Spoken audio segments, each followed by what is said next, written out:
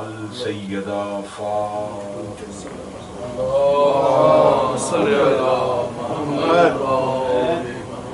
ولعن اللہ تعالی علی اعدائهم اجمعین اما بعد فقد قال حق سبحانہ تعالی فی کتابہ المجید وفرقانہ الحمید بسم اللہ الرحمن الرحیم فمن حاجک فیہ من بعد ما جاءک من العلم فقل تعالوا ندعو ابناءنا وابناءکم نساءنا ونساءکم وانفسنا وانفسکم ثم نبتہل فنجل لعنت اللہ علی الکاذبین بلند صلوات۔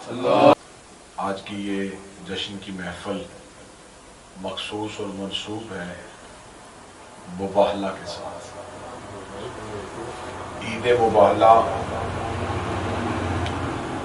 خاموشی کی فتح کا نام ہے، آل محمد کے سکوت کی فتح کو مباہلہ کہتے ہیں۔ یہ خاموش رہ کے بھی اللہ منوا سکتے ہیں۔ ہر جنگ تلوار سے نہیں ہوتی، ہر جنگ تیر سے نہیں ہوتی۔ آل محمد نے مباہلہ میں اپنی صداقت کو تلوار سے نہیں منوایا۔ رسالت مآب جیسی شخصیت موجود تھی جو معجزہ دکھا سکتی تھی، مباہلہ معجزے سے فتح نہیں ہوا۔ حیدر کرار جیسی ہستی موجود تھی جو تلوار کھینچ سکتی تھی، مباہلہ طاقت سے فتح نہیں ہوا۔ حسن اور حسین جیسے امام موجود تھے جو زمین کو حکم کرتے زمین پھٹ سکتی تھی، لیکن مباہلہ عذاب سے فتح نہیں ہوا، مباہلہ بطول کی خاموشی سے فتح ہوا۔ کیونکہ میری کوشش ہوتی ہے کہ بچوں کو جس دن کے حوالے سے ہو اس کا تھوڑا سا پس منظر بیان کر کے جو چیزیں آپ روٹین میں سنتے ہیں اس سے ہٹ کے کوئی نئے زاویے، کوئی نئے نقطے آپ کی سماعتوں کو ہدیہ۔ مباہلہ کا جو پس منظر پڑھا جاتا ہے پہلے میں وہ پڑھ دیتا ہوں، پھر اس میں سے کچھ زاویہ آپ کے سامنے۔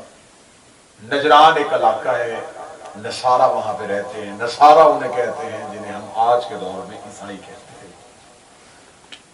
رسول کے دور میں یہود و نصارہ کہا جاتا ہے۔ قرآن میں بھی جہاں لفظ آیا وہ یہاں یہود و نصارہ کا لفظ آیا۔ یہود یہودیوں کے لیے جو حضرت موسیٰ کو مانتے تھے، اور نصارہ عیسائیوں کے لیے جو حضرت عیسیٰ کو مانتے تھے۔ نصارہ وہاں پہ رہتے تھے، اور صرف نصارہ وہاں آباد نہیں تھے۔ جیسے مسلمانوں کا مرکز مکہ تھا، نصارہ کا مرکز نجران تھا۔ حضرت عیسیٰ کے جانے کے بعد مذہب نصارہ میں نبوت نہیں ہے، لیکن مذہب نصارہ میں عیسیٰ کے حوارین موجود رہے۔ ہر دور میں جناب عیسیٰ کا کوئی نہ کوئی ایسا حواری موجود ہوتا تھا جو عیسیٰ کے ماننے والوں کو مذہبی طور پہ رہنمائی کرتا تھا۔ اور وہ جو عیسائیوں کا پیشوا ہوتا تھا، جو ان کا رہنما ہوتا تھا، وہ رہنما یہ پادری اکٹھے ہو کے نہیں چنتے تھے، یہ اس کا انتخاب کرتے تھے جو یہ دعویٰ کر سکتا تھا کہ میرا عیسیٰ سے توسل ہے، میں عیسیٰ سے جب چاہوں بات کر سکتا ہوں۔ پھر جسے یہ چن لیتے تھے وہ اپنے آپ کو مخلوق سے ہٹا دیتا تھا اور اپنے آپ کو اپنے عبادت خانے میں محفوظ کر لیتا تھا، اور سال میں ایک دفعہ وہ باہر آتا تھا۔ جب وہ دنیا سے جانے لگتا تھا تو وہ جاتے ہوئے اپنے اگلے نمائندے کا اعلان کر کے جاتا تھا۔ اب رسول کے دور میں جو نجران کا اس وقت کا عیسائیوں کا پیشوا تھا، اس کا نام عبد المسیح تھا، اور کتابیں کہتی ہیں 150 سال کے لگ بھگ اس کی عمر تھی۔ اس کے نیچے جتنے عیسائیوں کے پیشوا تھے وہ سب پادری تھے۔ پادری اپنے اپنے عبادت خانوں میں عیسائیوں کو تعلیم دیتے تھے، لیکن جو پادریوں کو تعلیم دیتا تھا وہ عبد المسیح تھا۔ جب رسالت مآب نے مکہ میں اسلام پھیلایا تو رسالت مآب نے اپنے قریب کے جتنے علاقے تھے ان میں اسلام قبول کرنے کے بادشاہوں کو خط لکھے۔ تو رسالت مآب نے ایک خط جو ہے وہ نجران کے عبد المسیح کے نام لکھا۔ میں مباہلہ کی تھوڑی تاریخ آپ سے بسم اللہ عام کر دیا جاتا ہے کہ نصارہ کے کچھ عیسائی آئے تھے، کچھ پادری آئے تھے۔ پادری نہیں آئے تھے، رسالت باب نے خط لکھا، وہ خط جو ہے وہ عبدالمسیح کے نام تھا۔ جو ہی نجران خط پہنچا رسالت باب کا اسلام کے قبول کے لیے، تو انہیں تو پتا تھا کہ ہمارا جو نجران کا عبدالمسیح جو سب سے بڑا پادری ہے، جو عیسیٰ کا نمائندہ ہے، جو حضرت عیسیٰ کا حواری ہے، وہ سال میں ایک مرتبہ بچ جائے گا۔ لیکن ایسا ہوا کہ سال مکمل نہیں ہوا تھا اور عبدالمسیح نے اس عبادت خانے کا دروازہ کھولا۔ جو ہی عبادت خانے کا دروازہ کھولا تو جتنے پادری تھے انہوں نے سمجھا کہ شاید کوئی ایسا ہنگامی اعلان ہے جس کے لیے اس نے سال پورا ہونے کا انتظار نہیں کیا اور عبادت خانے کا دروازہ کھول دیا۔ پادریوں نے اپنی اپنی عبادت گاہیں چھوڑی، قوم نہیں صرف پادری اکٹھے ہوئے اور اس دیر کی طرف بھاگے جہاں پہ وہ عبدالمسیح رہتا تھا۔ اس کے پاس جا کے انہوں نے کہا کہ اے عیسیٰ کے نمائندے، عیسیٰ کے حواری، ایسا کیا ہوا کہ سال مکمل ہونے سے پہلے تم نے دروازہ کھولا؟ 150 کے سال لگ بھگ اس کی عمر۔ اس نے اپنے ابو کو اٹھایا اور اٹھا کے کہنے لگا، مجھے بتاؤ نجران میں کسی کا کوئی قاصد آیا ہے؟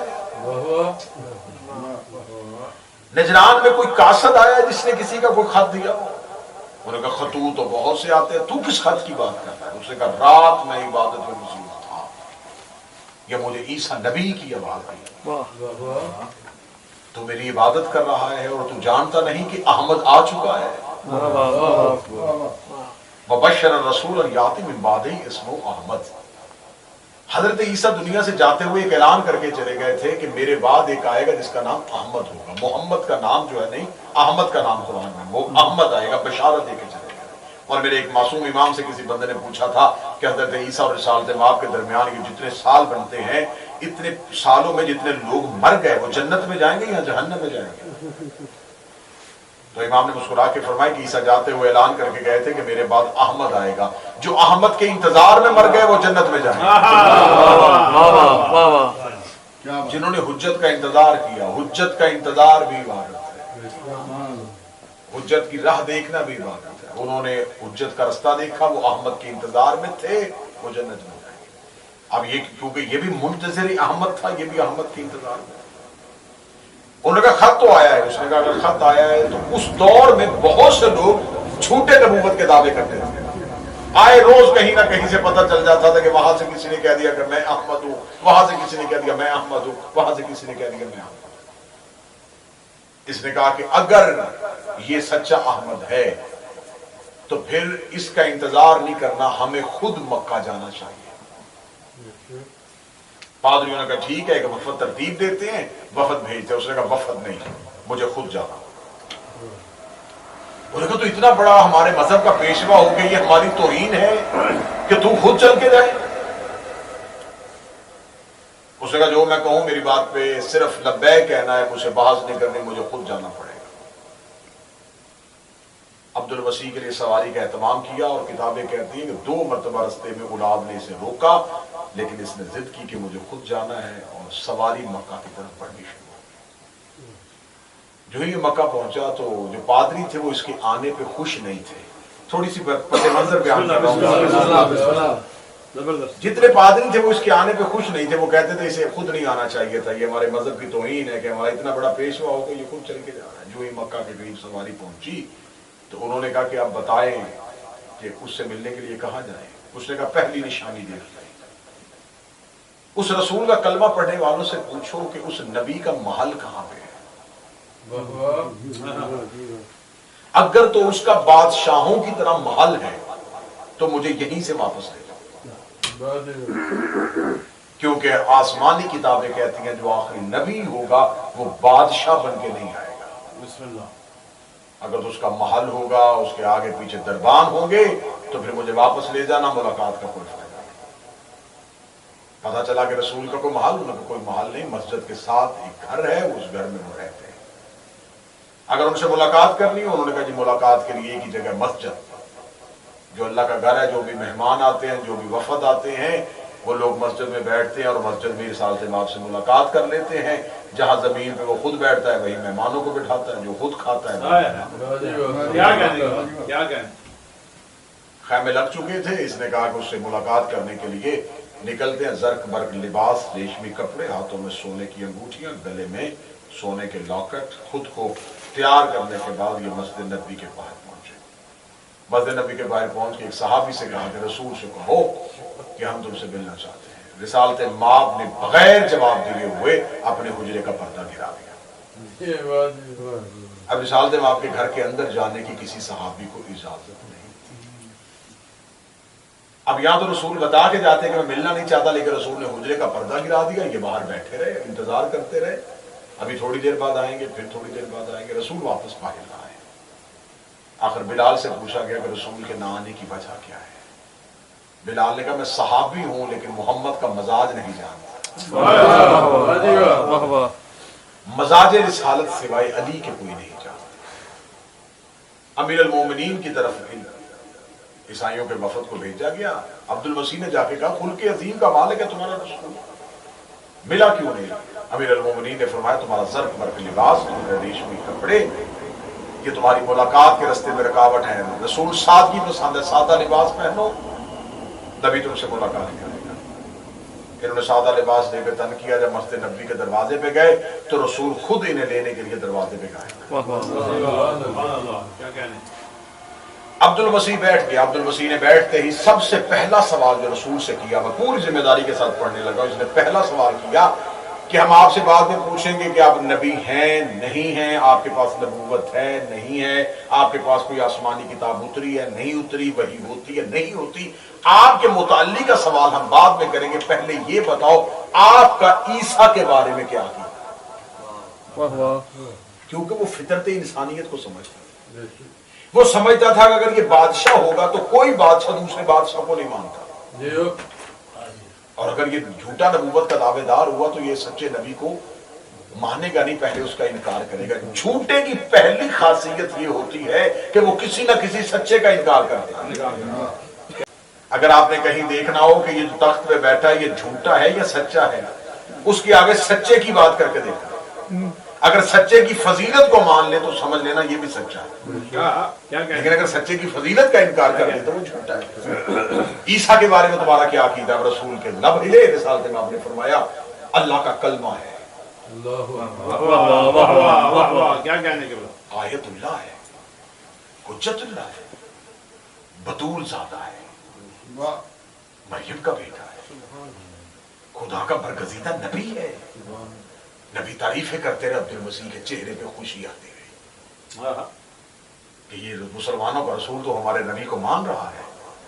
آخر میں آ کے رسالت کے بعد نے فرمایا اب تم بتاؤ تمہارا اس کے بارے میں کیا عقیدہ؟ کہتے ہمارا بھی یہی عقیدہ ہے، لیکن ہمارا عقیدہ تم سے تھوڑا سا جدا ہے. تم نے ایک جگہ پہ جا کے تھوڑی سی کسر چھوڑ دی، وہ ہم پوری کر دیتے ہیں. وہ صرف نبی نہیں، وہ اللہ کا بیٹا ہے.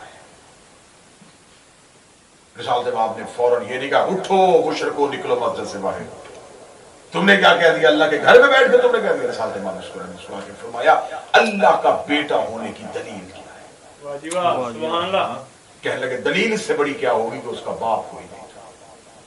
فرمایا اس کے علاوہ کوئی دلیل نہیں؟ کوئی باپ نہیں تھا اور ماں معصومہ تھی. تمہارا قرآن کہہ رہا ہے اگر ماں معصومہ تھی اور ابھی تو نے اقرار کیا ہے تو پھر اس کا باپ تو کوئی نہیں تھا. تو جس کا باپ کوئی نہیں پھر وہ اللہ کا بیٹا ہے. رسالت مآب مسکرا کہتے ہیں پھر تمہارا آدم کے بارے میں کیا ہے؟ عیسیٰ کا تو باپ نہیں تھا تو آدم کی تو ماں بھی نہیں تھی. تو پہلے خدا کا بڑا بیٹا اسے مانو، چھوٹا بیٹا عیسیٰ کو. عیسائی خاموش ہوئے. رسالت مآب نے فوراً دوسری بات کی. یہ بالکل مکالمہ ہے، جو ابھی مباہلہ نہیں ہوا، مکالمہ. رسالت مآب نے فوراً دوسرا سوال کیا. رسالت مآب نے کہا میں مانتا ہوں اس کی ساری صفات کو، لیکن ایک صفت کو میں نہیں مانوں گا. وہ کون سی؟ فرمایا وہ عبادت پروردگار نہیں کرتا تھا. عیسیٰ اللہ کی نماز نہیں پڑھتا تھا. عبد المسیح دیکھ کے کہنے لگا یہ کس نے آپ کو کہا کہ وہ اللہ کی نماز نہیں پڑھتے تھے؟ عیسیٰ کی پوری رات سجدے میں گزرتی تھی. نبی مسکرا کہتے اگر بیٹا تھا تو باپ کی عبادت کی.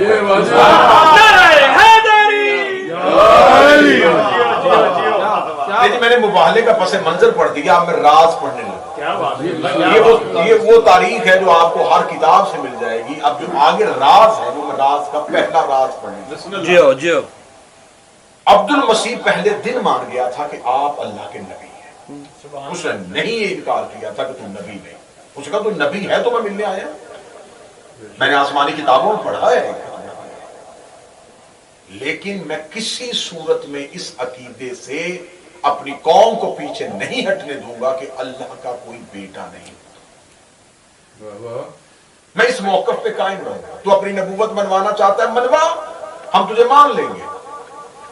आज भी आप पूरी दुनिया के मसीहों से जाके पूछ लीजिए, वो रसूल की रिसालत को तो इनकार नहीं करते। वो ये तो नहीं कहते कि रसूल का नहीं है। हो सका हम ये कहते हैं कि तू अल्लाह का नबी है, लेकिन ये नहीं कहने देंगे कि ईसा अल्लाह का बेटा है। अब रसूल मोजे से नबूवत तो मनवा सकता था। रसूल ये तो कह सकता था कि फलां नबी नहीं, मैं नबी हूं, लेकिन ये कैसे कहता रसूल कि अल्लाह का बेटा ऐसा नहीं है। रिसालत इमाम ने अल्लाह के वाहिद होने की दलील दी, उसका कोई बेटा नहीं हो सकता, उसकी कोई औलाद नहीं हो सकती। बार बार रसूल कहते थे। 3 दिन गुजर गए। जब 3 दिन गुजर गए तो एक दिन जबरील ने आके रिसालत इमाम के कदमों पे हाथ रख के कहा, फमन हाजाका फीहि मिन बादे मा जाका मिनल इल्म। अगर ये तेरी इतनी आयतें सुनने के बाद भी नहीं मान रहे तो बहस न करना। फकुल तआलू नदू अबनाना व अबनाकुम, इनसे कहो ये बेटे लेके आए, हम बेटे लेके आते हैं। मैंने पहले कहा कि पहला राज उठाने लगा। अरबी जुबान समझने वाले अगर कोई बैठे हो तो खुदा ये कह सकता था कि ये अपने बेटे लेके अबनाना व अबनाके, ये अपने बेटे लेके आए तो अपने बेटे लेके आए, ये अपनी औरतें लेके तो अपनी औरतें, ये अपने नफ्स लेके अबनाकुम। खुदा ने अपने आप को साथ शामिल किया, क्योंकि उन्होंने इनकार मुस्तफा का नहीं किया था, इनकार हो गया था तौहीद का। अब खुदा खुद मैदान में उतर आया, क्योंकि खुदा मुबाहले में खुद फरीक है। खुदा ने फरमाया इससे कहे तो फिर ठीक है, फिर हम बेटे लेके आते हैं। अबनाकुम का लफ्ज आ गया, हम बेटे लेके आते हैं, हम निसा लेके आते हैं, हम नफ्स लेके आते हैं। मेरे मालिक तूने तो कुरान में कहा है लम यलिद व लम यूलद, तेरी औलाद कोई नहीं। तूने तो कुरान में कहा ज़वजतल्लाहु फी ग़ैरिल्लाह, अल्लाह के यहाँ तो कोई बीवी नहीं होती। तूने तो खुदा कुरान में कहा है कि खुदा की बीवी नहीं, खुदा का बेटा नहीं, खुदा का कोई भी खानदान नहीं होता, तो फिर तूने ये क्यों कहा? खुदा ने फरमाया इसलिए कि ये देखना चाहते थे, ये कह रहे थे, बार बार दावा कर रहे ईसा अल्लाह का बेटा, ईसा अल्लाह का बेटा। मैंने कुरान में ये कहा है कि अल्लाह का बेटा नहीं होता, लेकिन अगर इनके ज़हनों में ये तसव्वुर है कि हो सकता था, तो अगर हो सकता था तो ऐसों को लेके आ जिनको सामने तस्वीर दिखा के बता दे कि अगर अल्लाह का कोई बेटा होता तो वैसा ना होता, ऐसा होता।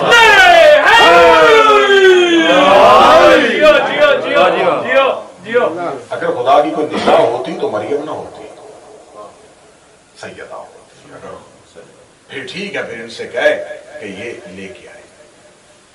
अबनाना अबनाकुम, हम बेटे लेके आते हैं। अरबी जुबान समझने वाले या अरबी जुबान की रिसर्च कीजिएगा। यहाँ पे अरबी जुबान में बाबा जी 3 वाहिद, जमा, तस्निया। एक है तो वाहिद है, 2 है तो तस्निया है, 3 या 3 से जायद हो तो जमा है। यहां पे सीगा तस्निया का इस्तेमाल नहीं हुआ, जमा का इस्तेमाल। कम अज कम 3 लेके जाने थे। यहां खुदा ने जमा का सीगा इस्तेमाल किया है, तस्निया का नहीं किया कि तुम भी अपने 2 बेटे। 2 का तो लफ्ज़ ही नहीं, जमा का सीगा इस्तेमाल किया, 3 लेके जा या 3 से ज्यादा लेके जा।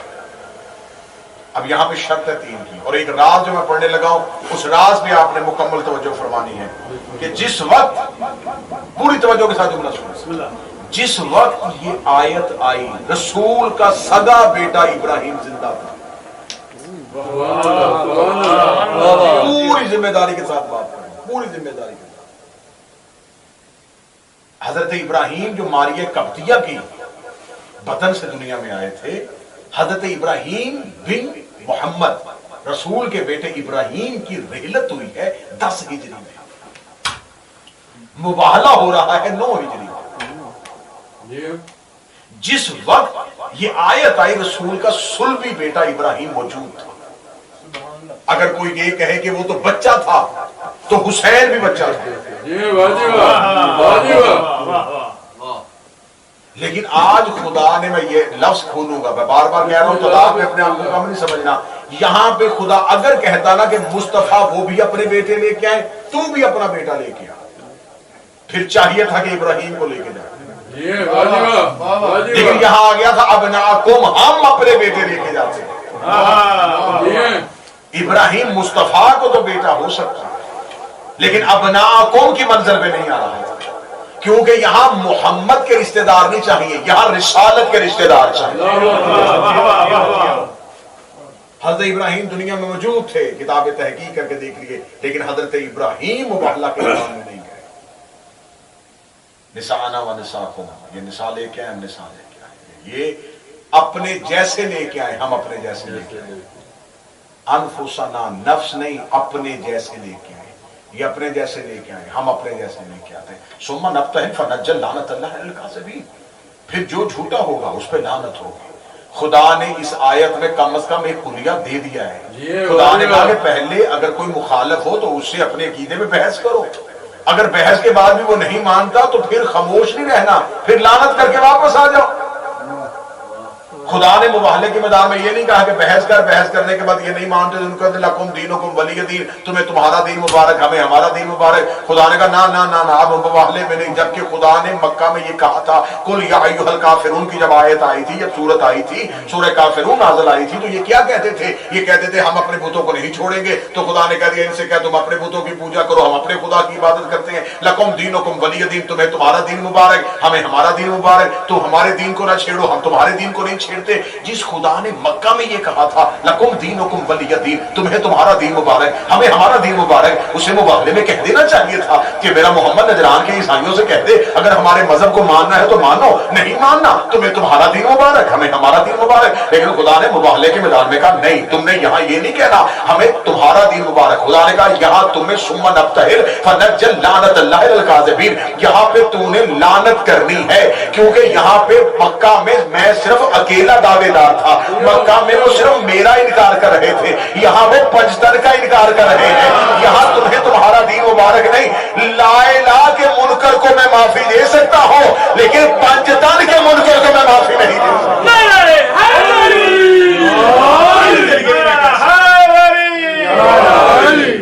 ان کے لیے نہیں میں کہہ سکتا، ان کے لیے میں قطعاً نہیں کہہ سکتا کہ میں یہ کہوں تمہیں تمہارا دین مبارک۔